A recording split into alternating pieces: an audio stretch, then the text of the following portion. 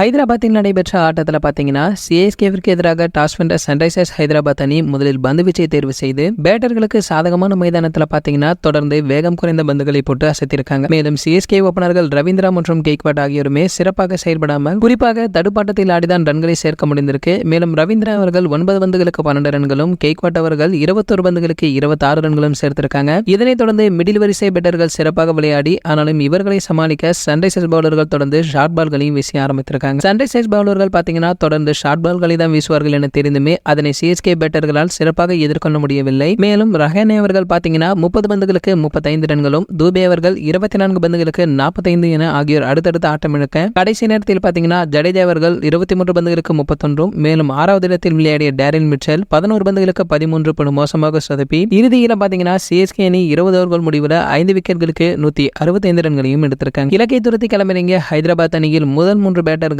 Dravid set பாத்தீங்கன்னா 24 பந்துகளுக்கு 31 Abhishek Sharma 12 பந்துகளுக்கு 37 Markram 36 பந்துகளுக்கு 50 ஆகியோர் அதிரடி காட்டியதால இறுதி கட்டத்தில் பாத்தீங்கன்னா கிளாசின் அவர்கள் 11 பந்துகளுக்கு 10 நிதிஷ் ரெட்டி 8 பந்துகளுக்கு 14 ஆகியோர் களத்தில் இருந்த பொழுது சன்ரைசர்ஸ் அணி 18.1 ஓவர்கள் முடிவில் 4 விக்கெட்டுகளை இழந்து 166 ரன்களை எடுத்து அபார வெற்றியும் பெற்றிருக்காங்க. இந்த போட்டி முடிந்த பிறகு பேட்டி கொடுத்துள்ள ருத்ராஜ் கெய்க்வாட் பவர் பிளேவில் ஒரு கேட்சை விட்டதாகவும் மேலும் ஒரு ஓவரில் 27 ரன்களை விட்டுக் கொடுத்துள்ளோம், பெரிய பின்னடைவை ஏற்படுத்தியிருக்கணும், இது ஸ்லோ விக்கெட் தெரிந்துமே சன்ரைசர்ஸ் அணியினர் சிறப்பாக செயல்பட்டிருக்காங்க. மேலும் 170 முதல் 175 ரன்களை அடித்திருந்தால் கண்டிப்பாக வெற்றியை பெற்றிருப்போம். பணியின் தாக்கம் இருந்தும் கூட மொயின் அலி அவர்கள் 16வது ஓவரில் பந்தை சிறப்பாக சுழற்றினார் எனவும் கூறி வந்திருக்காரு. சரி, ஓகே, இது போன்ற கிரிக்கெட் பற்றி வெளியாக அனைத்து செய்திகளை நீங்க உடனே தெரிஞ்சுக்க நம்மளுடைய கிரிக்கெட் நியூஸ் அப்டேட் நம்ம சேனலை சப்ஸ்கிரைப் பண்ணிக்கங்க. பக்கத்தில் உள்ள பெல் ஐகானை கிளிக் பண்ணிட்டீங்கன்னா நீங்க நம்ம வீடியோவை மிஸ் பண்ணாம பார்க்கலாம்.